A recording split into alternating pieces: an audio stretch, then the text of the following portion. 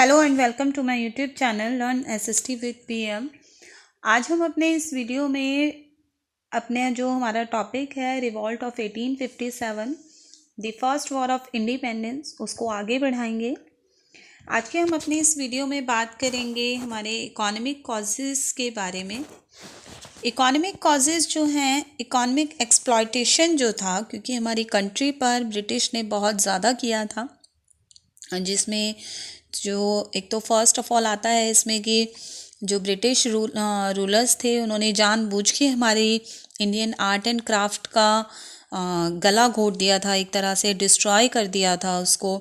Heavy duties लगा दी थी Indian silk पर, कॉटन टेक्सटाइल मिल्स इंडस्ट्रीज़ जो थी उनको ख़राब कर दिया था, ख़त्म कर दिया था।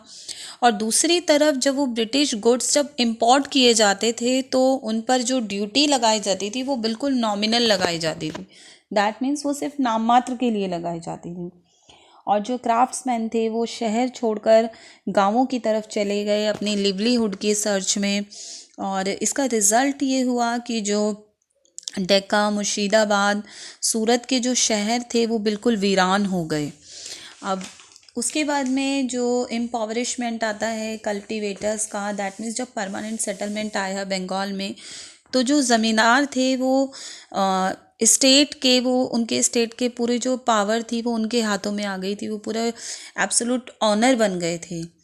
और जो पावर थी उनको कल्टीवेटर्स को वहाँ से इजेक्ट करने की, कि नॉन पेमेंट ड्यूज़ के लिए, वो सब कुछ उनके हाथ में थी। और जो बैड मानसून का जो एक तरह से जो डिज़ास्टर होता है वो भी किसानों के लिए बहुत ज़्यादा नुकसानदायक होता था।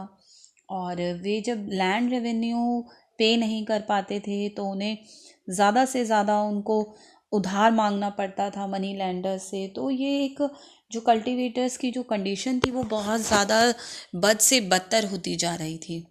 और जो इंडिया था उसमें एग्रीकल्चरल कॉलोनी जो थी वो रिड्यूस होती जा रही थी।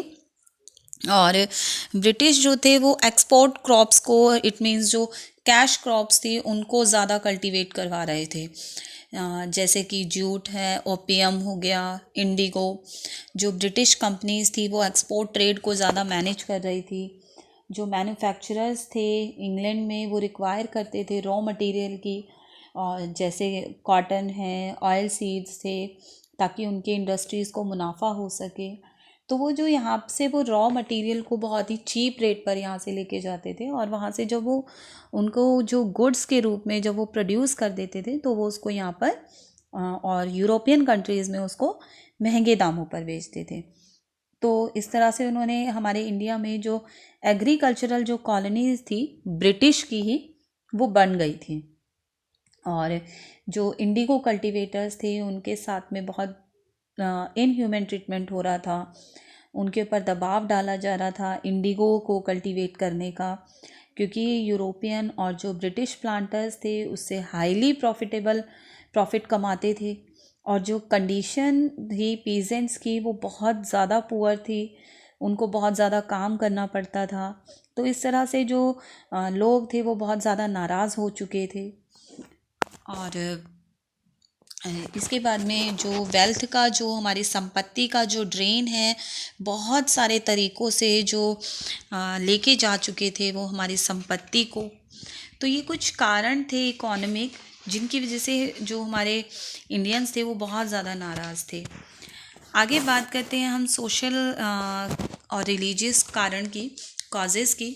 सोशल और रिलीजियस कॉजेज़ में हमारे जो फर्स्ट ऑफ ऑल आता है वो उन्होंने हमारे एक हिंदू लॉ ऑफ प्रॉपर्टी के जो था 1850 में उन्होंने चेंज कर दिया था ब्रिटिश ने। यहाँ पर उन्होंने एक लगा दिया, एक्ट ऑफ 1850 के अंडर उन्होंने अनाउंस कर दिया कि अगर किसी भी बेटे को अपने पिता की अगर प्रॉपर्टी चाहिए तो उसका अपना हिंदुज़म कन्वर्ट करना पड़ेगा उसे अपने क्रिश्चियन धर्म में। तो ये भी एक हिंदू धर्म की तरफ बहुत ज़्यादा वो था। तो लोग जो थे वो बहुत ज़्यादा नाराज़ हो गए थे। इट मीन्स उनको अपना रिलीजियस छोड़ना पड़ता अपने पिता की प्रॉपर्टी के लिए।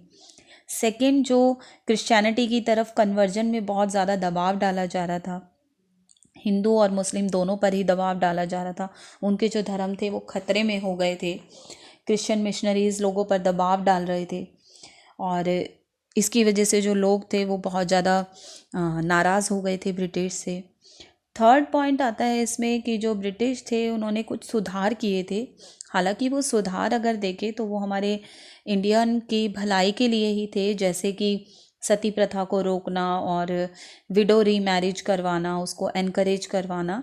लेकिन जो कुछ हमारे इंडियंस ऐसे थे जो कि इन बेनिफिट्स को नहीं रिक्वायर करते थे, वो नहीं इसको मानते थे, और उन्हें ऐसा लगता था कि वो हमारे ब्रिटिश जो हैं वो सोशल कस्टम्स में और ट्रेडिशनल में, जो ट्रेडिशन वे ऑफ लाइफ है उसमें इंटरफेयर कर रहे हैं, उसको डिस्ट्रॉय कर रहे हैं। तो ये भी कारण था। हमारे कुछ जो डिग्निटीज़ थी उनको हर्ट कर रहे थे। इंग्लिश मैन जो थे वो इंडिया में बहुत ज़्यादा ह्यूमिलिएट कर रहे थे हमारे इंडियंस को। जैसे अगर वो सड़कों से गुज़र रहे हैं, सड़कों पे जा रहे हैं, तो हमारे जो नेटिव इंडियन हैं वो उनको सलाम करेंगे, उनके आगे सल्यूट करेंगे। और जो इंडियंस थे वो ट्रेन्स के फर्स्ट क्लास कंपार्टमेंट में अलाउड नहीं थे ट्रैवल करने के लिए। उनको हाई पोस्ट में प्रमोशन नहीं मिलता था, अपॉर्चुनिटी नहीं मिलती थी अप्लाई करने की। तो ये बहुत सारे ऐसे कारण थे सोशल, जिसकी वजह से जो हमारे इंडियंस थे वो बहुत ज़्यादा हर्ट हो गए और इंग्लिश एजुकेशन पे बहुत ज़्यादा दबाव डाला जा रहा था। जो क्रिश्चियन मिशनरीज़ थे उन्होंने बहुत सारे ब्रिटिश इंडिया में हमारे स्कूल इस्टेब्लिश करवाए ताकि उनके लिटरेचर और साइंस की प्रमोशन हो सके और जो लोग हैं उस लिटरेचर से इंस्पायर हो करके क्रिश्चियन बन सकें। तो ये कुछ कारण थे social and religious and economic. तो आज के वीडियो में बस इतना ही। Thanks for watching this video. Please like, share and subscribe my channel.